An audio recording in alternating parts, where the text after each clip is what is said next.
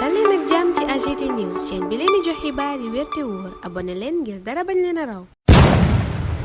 AGT News. Bismillah daleen ak jàmm ci chaîne bi ngeen taamul seen bopp AGT News daanaka xibaar bi benn la yéene kaay yépp assemblée nationale lañu xëyee tey yégal ñu ne député yi daganal nañu dàqum élection yi mujjee koo jàpp ci fukki fan ak juróom weeru décembre atum 2024 enquête ne dàq gu ànd ak doole journal bi won ñu ci xëtam gu njëkk assemblée nationale gu député ya toog gendarme ya wër leen ndomb journal bi yégalee ñu noona ne député opposition bi dañu leen a mujjee seppi sànni ca biti ñoom waa PDS ak waa Benno Bokk Yaakaar ñoo wéet ca biir woote seenub luwaa ndax Guy Marius Sagna ak ñañu àndal danoo taxawoon ne bi lépp luwaa kenn du ko fi wotee yor bi ne ko waaye godiyo Benno yi ànd nañu ak Wallu daal di doxal seenub luwaa teg ko ci doole journal bi ne tension gu mag a mag moo amoon démb ca biir assemblée nationale la am démb ca boobaleb yéenekaay Bakary Domingo Mané nga naan forfaiture bu ëpp bi la Ndiaga Sylla expert électoral ne waxuma la ëpp waaye dafa illégal tegul ci yoon coalition Diomaye président ca yor ba ña ngay fàttali njiitu réew mi Macky Sall nan ko sa mandat ñaari fan weeru avril lay jeex Le Quotidien ne jeexagul ndax démb député ya gannaaw dàqum élection yi ba fukki fan ak juróom weeru décembre woote nañu itam luy may Macky Sall mu mën a des ci réew mi ba keroog ñuy fal keneen ku koy wutu gudd ga débaayee gudd itam yéenekaay bi Madiambal Diagne bi mën ñu ko yëgal ne fukki waxtu def nañ ko ci werante gu mitti ba ñu waree woote nag député opposition ba taxaw ne du fi amee takk der ya la ñu mujjee woo mu di gendarme ya ñoo dugg wër ndomb assemblée nationale ba seppi ña ko doon yëngal ña ca des doxal muy waa PDS ak waa Benno Bokk Yaakaar Les Échos ne élection présidentielle bi fukki fan ak juróom weeru décembre lay mujjee am dàq googa ak luwaa ban doon wote démb Le Témoin gis na ne ci ab doole lañu ko teg journal bi fësal ci xëtam gu njëkk gendarme ya taxaw tax booba lépp luwaa mujjee jàll yéenekaay bi mag ñu yëgal itam ne décret bañ doon coow démb ca assemblée nationale Amadou Ba mujjee na koo contresigné ndax ba nu wote ba pare lañu fësal booba lépp décret Direct News ne ko Amadou Ba mooma sax mujjee wuta démissionné mooy wéy di doon premier ministre bu Sénégal waaye réew mi quotidien ma nga ñu yëgal booba jamono ne diggante Amadou Ba ak Macky Sall jeex na tàkk journal bi it xamal ñu ne démb assemblée nationale mujjee naa daganal dàqum élection gi l'informateur la mu gis ca loola mooy majorité bee gañeeti Le Réveil ne ko gañewuñu député Benno Bokk Yaakaar yeeg Wallu kay forcing dëgg lañu def moo tax bi lépp lu waa jàll waaye loola tax na Macky Sall ak PDS yéenekaay bi ne tekkeetu nu dara kenn wegatu leen kenn it nawlootu leen Walf Quotidien ne askan wi ci boppam lañu wor ba ñu dàqee élection yi ba ci fukki fan ak juróom weeru décembre L'Info tuddee loola coup de force du duo Benno Bokk Yaakaar PDS yéenekaay bi ne Benno Parti démocratique sénégalais ñoo lëngoo boole seen doole doxal lu dul yoon lii du yoon sax mooy li Youssou Ndour ak Zahra Iyane Thiam wax ca booba lépp journal ñaaw lu dàq gi nu dàq élection yi ne constitution bu Sénégal ci boppam lañu salfaañee Abdou Latif Coulibaly mi ne woon secrétaire général gouvernement bi it loola la wax ca booba lépp yéenekaay ne lii xew tey dafa néewal doole république démocratie ci boppam moo nërmeelu bugaan ne ak lu mën a xew daal Macky Sall moom na jàpp ni ñaari fan weeru avril bii buñ ca yeggee moom nekkatul président Macky mooma tribune gis ne dafa jaay dooleem ba yokk mandaawam Dakar Presse ne député yi kay ñoo may Macky Sall yeneen fukki weer yu muy toog ci boppu Sénégal député yooya laas ne jàpp nañu élection bi ci fukki fan ak juróom weeru décembre yéenekaay bi ne léegi li ci topp kay mooy Badio Camara njiital conseil constitutionnel tekki ndombal tànkam ndax tuumay ger ya jib tege ca kaw conseil constitutionnel ga mu jiite moo ñamu àndal yépp yéenekaay bi jàpp ne seen ndombal tànk lañ war a tekki booba jamono Sud Quotidien L'Observateur Le Mandat Le Soleil ak Critique ñépp ak ñu yëgal dàqum élection yi waaye Critique mooma ñu mujjee tudd daa gis ne accouchement bu mitti la woon ba césarienne na ca mujjee am mooy na wot ga yàggee jàppante ga amoon ca diggante député ya candidat ba Rose Wardini ma ñu defeere démb teg ca kawam lu dis gann Critique ne waroon naa dajeek procureur waaye dañu koo fomm